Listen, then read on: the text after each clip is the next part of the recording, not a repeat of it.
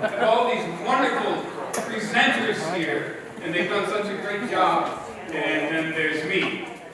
But Nick did say something. I wasn't going to tell you this.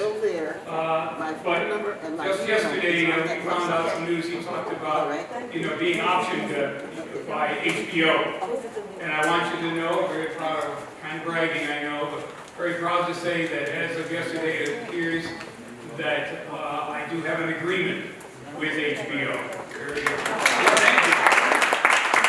Thank you. I'm very excited about that. I think we get 3 channels, and HBO Max is included. So we've never had HBO before. We're really excited about that. So pretty cool. But you have wonderful presenters here, and I have a lot to cover. But I do want to take time to say this is so flattering. You're skipping lunch for me. I'm so honored. And as a failed writer, I'm even more honored to be in the company of successful writers. Hopefully some of that will rub off on me. Because remember, this isn't about how to succeed as a writer. This presentation is for people who, I'm presuming, are already successful, and they're very familiar with the nuisance and the work and the agony that goes with being a successful writer. And therefore, you now want to learn how to fail. And that's what I'm here for. Or maybe you're here because of the deliriously happy part of the title, and I hope that I can help with that too. But never fear, I am here to help nonfiction authors as well. I will even show you how to fail. But I need to start by introducing some mental images, sort of templates, for you to keep in the back of your minds throughout this presentation. This is a painting called Lumber Schooners at Evening by Fitzhugh Lane. Please study it and remember it. And remember his use of color and light. He's a narrative artist. He's telling a story with his painting. Do they have to get the schooners to dock before dark? Or are they going to sail through the night? It's probably hard. Now, I'm sure it's hard for you to tell from where you're seated, but there's a man either giving hand signals, or maybe he's telling a joke or a story. I don't know. That's for us to decide with our imaginations. But it is a story picture. And most importantly, look at the colors and at the light. And again, on the big screen, I don't think it shows quite as well, but in the bottom left there, the sky in the original painting is a brilliant red because the sun is finally setting. But then the clouds up above are kind of a combination of pink and gray. He uses color and light as part of the way that he tells his story. Now, I want you to keep this image in mind because Fitzhugh Lane is using color, composition, perspective, and light to tell his story. Now, if painters can be storytellers, then to me, authors, even nonfiction authors, create word paintings. But I don't want you to lose the thread here. This is a workshop about how to be deliriously happy. Oh, that's very small print. I don't know why that is, I'm sorry. I'll say the whole title, and it is How to Become Deliriously Happy, Publishing an Utterly Failed Novel. And despite the happy word in the title, you do need to know that this presentation is for mature audiences only and does include some sex and violence. Hopefully no nudity, but the presentation is in its early stages.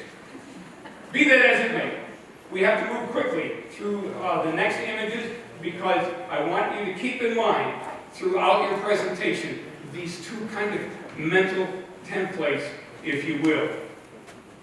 And the first one is a picture of some miniature but really pretty large houses created by my very artistic wife, Barbara. Believe it or not, she makes these houses for fun, to experience the joy of creation. I call them Barbara Walker's story houses. And while I loved them, I also started to see possibilities. She could sell these creations. They're one of a kind. People who have seen them have raved about them. But she said no. She wanted to keep them and enjoy them. They were meant to be created and enjoyed, and not sold. And she kept making them. And still, bottom line, she didn't want to be a businesswoman.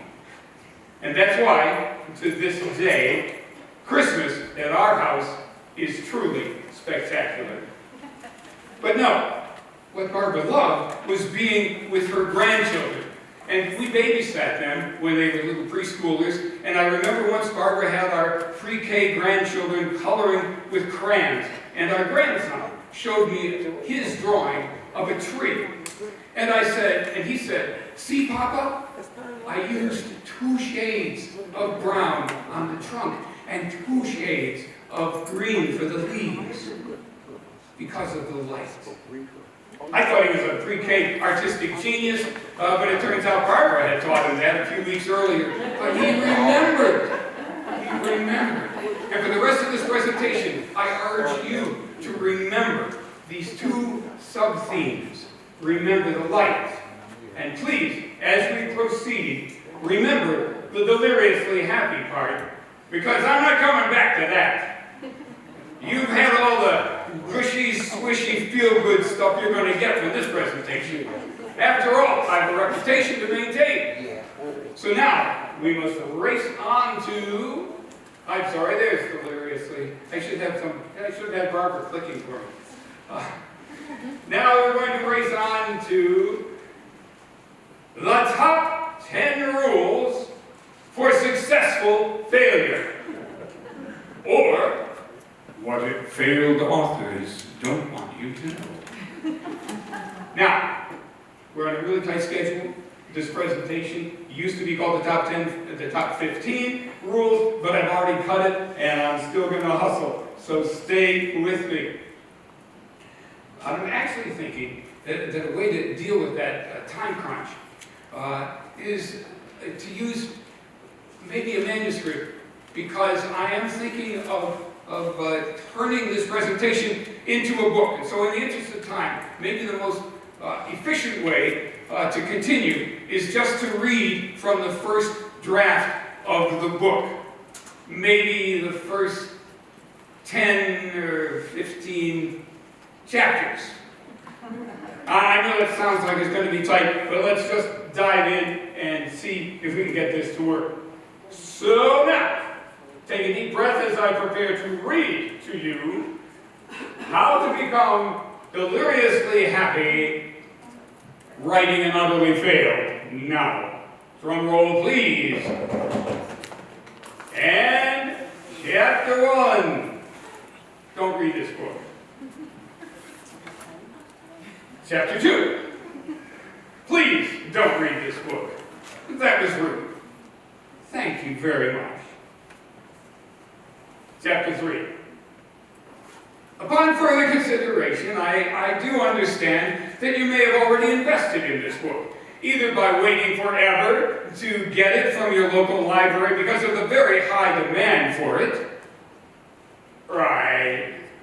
Or maybe because you bought it from your local independent and therefore starving bookseller and you just don't have the heart to return it. Whatever the reason, allow me to explain myself. This book was meant to be written, not read. I do appreciate your understanding, and again, I extend my sincerest thanks. Hopefully this will deter you from continuing to chapter 4. Chapter 4.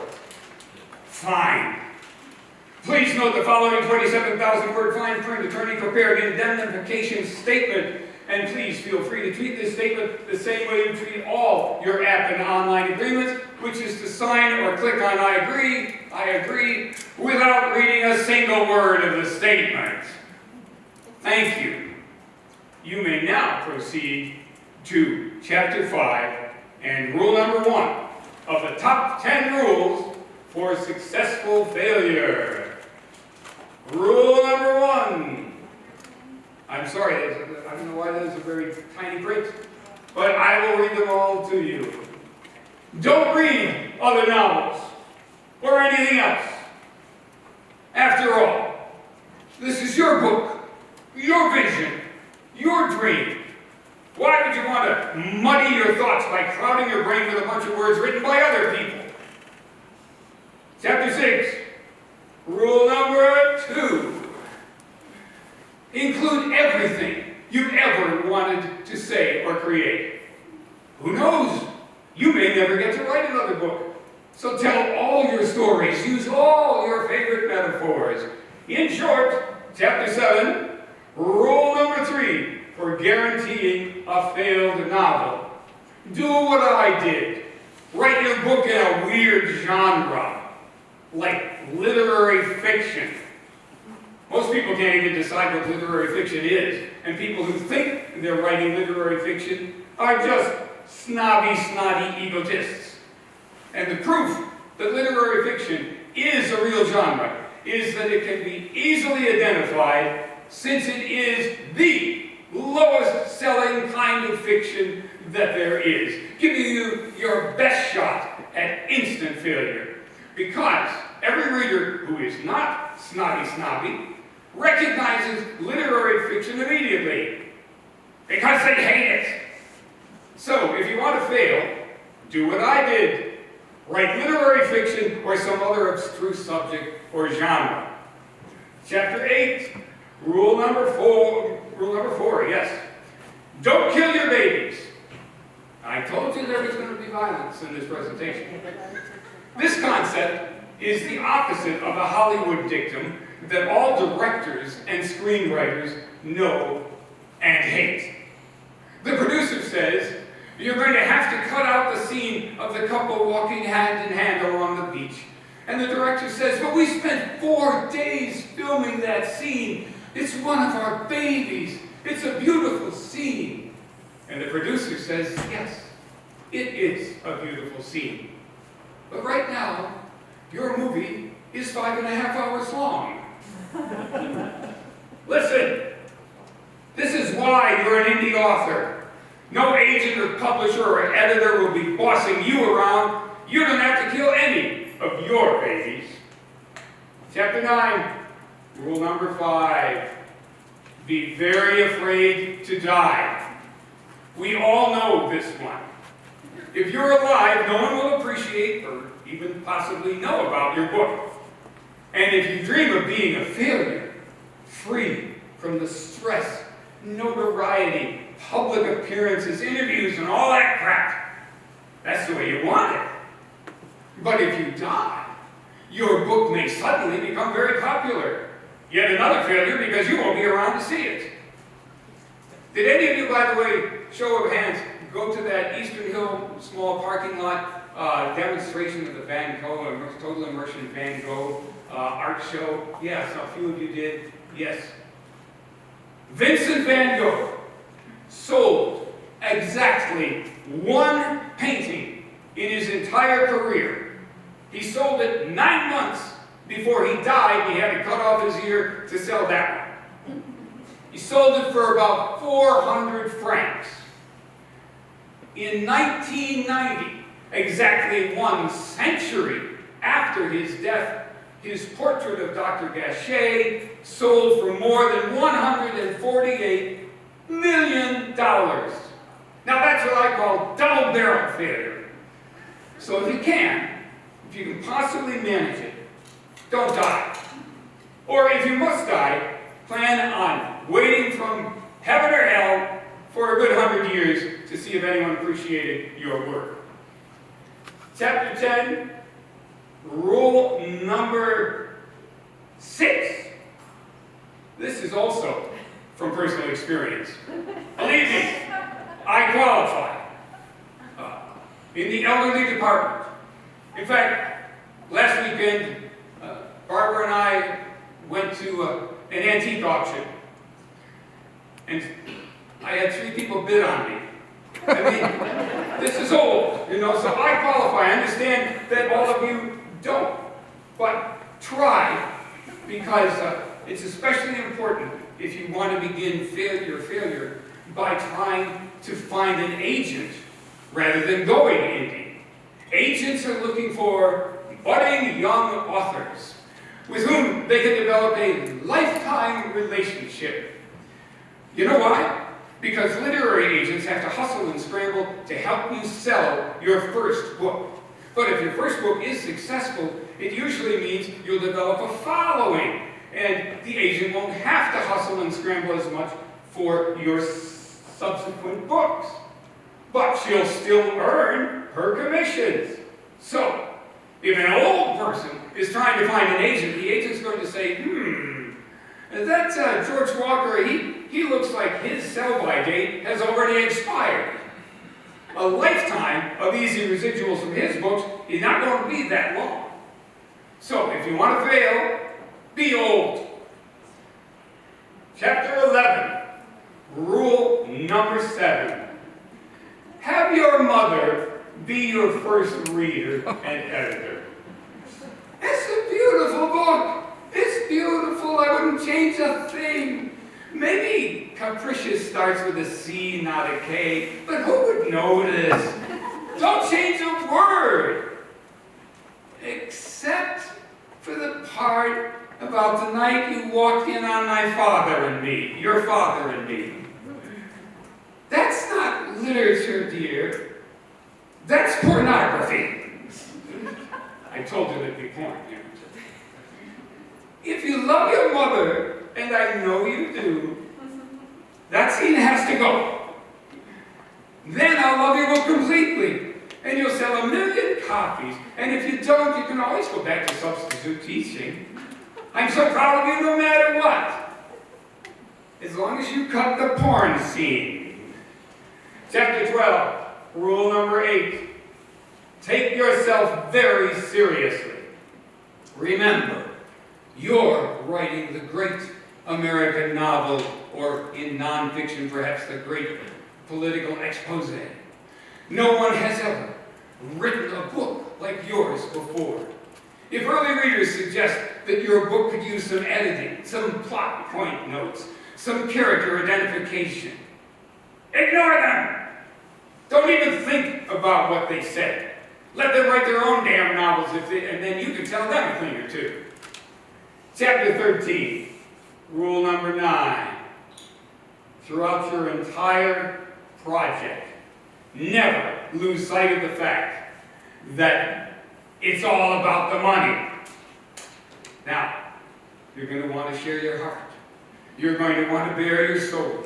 You're going to want to give the world a gift, a new perspective, a story to lighten the heart and fill it with hope. This is rule number 9.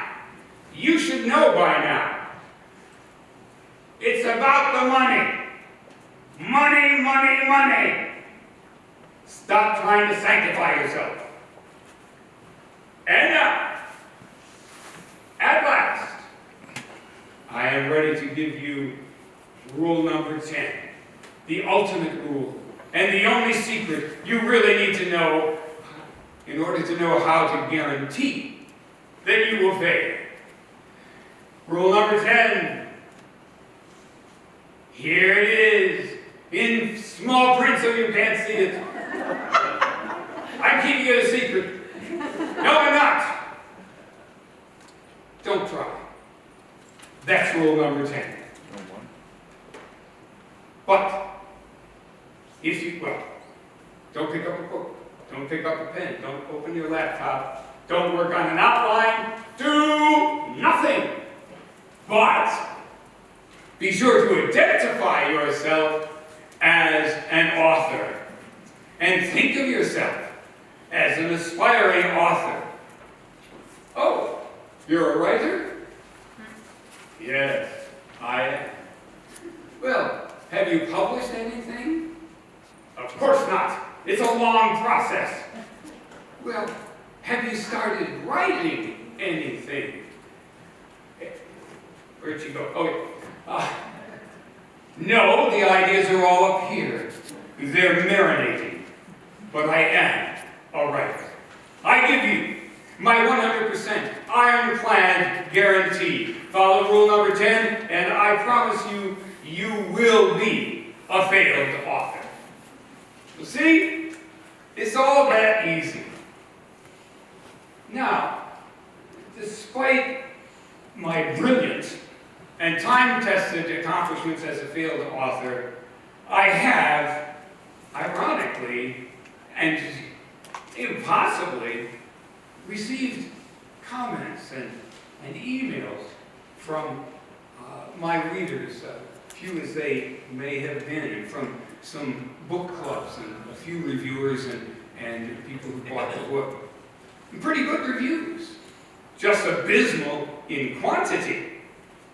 But there are people who have said that they loved the book.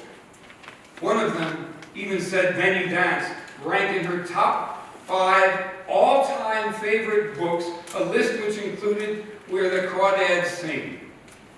Wow. And people have said, thank you for writing that book. It gave me something new. Or they've said, I love the way you gave me a compelling story that also made me laugh and also made me think and talk about the subject of the book with my book club and my friends and my family. Literary fiction. Some have said, I loved how you painted a picture with your words, and that helped me to see things in a new way. I loved the way your story showed many sides of issues everybody cares about, beginning with the last sentence of every chapter with the word and starting the next chapter with the word but, and ending the last word in the book, and discovering it's the first word of the title as well. I love the way you helped me empathize with what different kinds of people go through on their journey through life. And even though it may seem a little heavy-handed, I loved the way you drew your main characters with the use of colors in their names. Samson Black, his first name a Bible hero, but his last name reflecting all the pain and darkness in his life. Pamela Green, the color of life and springtime and rebirth. Sweet little Cindy White, as innocent and pure as the new fallen snow. And even your protagonist, John Gray, neither black nor white in his agonizing pilgrimage, even he, in the final scene of the book, under a canopy of shimmering silver stars, in the glow of the campfire's amber embers, with Pamela in his arms at last, even he, finding his dance. Now let's be clear, literally a handful of people made such comments, an utterly insignificant number on the long and lonely road to success. But still, that handful of readers saying, in essence, I loved your book because of the many shades of color and because of the light. Chapter 16. And I was deliriously happy. And I am humbled, honored, and deliriously happy that you stayed for my presentation. And from the bottom of my heart, I thank you, also the library, for putting this all together. It's absolutely fantastic. And I implore you to create awesome word paintings and never give up. Thank you very much.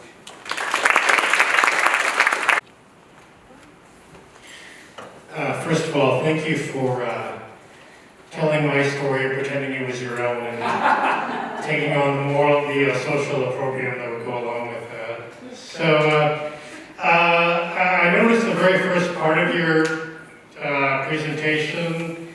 I guess I was sick for the rest of it, but the first part of it you identified as a writer across several genres, plays, poetries, novels, and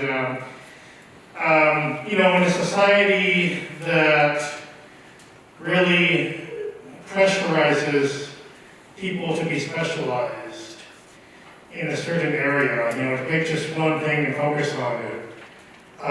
You know, that could be why you're such a failure, honestly, when you try to do too much stuff, right? You're trying to do too much stuff, but what would you have to say to those of us who can't, who are just constitutionally unable to specialize? You know, I've published poems, plays, I'm working on novels, you know, so what do you have to say to us who just can't, like, choose one thing and focus on that because we're just incompetent to do so? Well, the question would be, which guy do you want to answer? The guy who did the presentation or me? I'll hear from both of you. Okay. Because I'm not a specialist. Okay, well, the guy who narrated the presentation, that character, he would say, remember slide 7 or whatever it is, it's about the money. And so then you want to say, where am I making the most money? I'm going to force myself to concentrate on that. On the other hand, I and actually members of my family have found the delirious happiness coming from the fact that we never, as you've heard previous speakers say, it hasn't been about the money. And so we say, you know, if I'm feel compelled to write a poem, I'm going to write a poem or a book of poetry, and if I can't find anybody to publish it, I'm going to self-publish it, because in a sense, you know, that line, it was meant, not just meant to be sold, but to paraphrase, but meant to be shared. And my novel, Then You Dance, I just had a lot that I wanted to share, and that I wanted to leave behind me, and that I hope people would say, yeah, thank you for sharing that with us. On the other hand, if it is about the money, and there are people who say, you know, I want to quit my job and make a living as a writer, then the answer is, you know, the first thing I was ever taught, and it's sort of satirized in the one slide, you know. First thing I was ever taught was write. Sit down and write. I don't know what to write. I don't have any idea what to write about. Start putting words on the keyboard and on your laptop screen, and it'll go from there, and you just have to force yourself and discipline yourself. But I wouldn't, my first answer would be, yeah, you have many genres, you can't settle on a genre, so what? You know, the plays that I wrote and published and sold were for the church market. Once again, talk about literary fiction. Guess how many churches are putting on plays at chancel dramas? Not very many. And then the other plays that I wrote, I started to say we wrote, which is a real more honest answer, is we had a venue, entertainment venue, where we did dinner theater shows and so on. COVID kind of killed it, but we had it until 2017. And we wrote all our own shows, and we wrote the scripts, we played the parts, and we cooked the food, and we never made huge money. But it was so satisfying. We loved it. We were having a ball. Hope that